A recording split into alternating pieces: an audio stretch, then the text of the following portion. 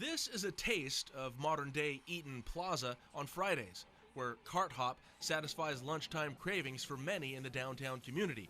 But the open space next to the water tower was once home to the Champion Flour Mill. This was a huge wheat growing area, and that was what was very attractive to the railroad company when they came through and they saw these fields of wheat in the middle of nowhere. It was built in 1883 by one of Fresno's founding fathers, Moses Church.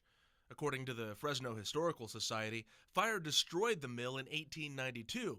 It was quickly rebuilt with brick and mortar, but in 1893, it was sold to the Sperry Flour Company, which closed in 1925. Karana Hattersley Drayton is the Historic Preservation Project Manager for the city of Fresno. A lot of those sorts of businesses were not compatible with being downtown. The mill later became a Ford dealership. Moses Church was also known as the father of irrigation. Using a Fresno scraper, Church brought water to the Champion Flour Mill by digging a ditch all the way from Fancher Creek.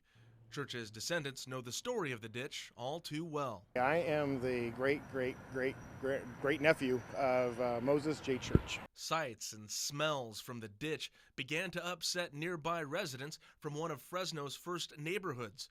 People would throw their garbage in the ditch. There were dead animal carcasses. And in the 1890s, from what my grandmother had told me, people got so disgusted with it that when it was dry one season, that people showed up with shovels and they filled it in. The ditch was later paved over and is now called Fresno Street.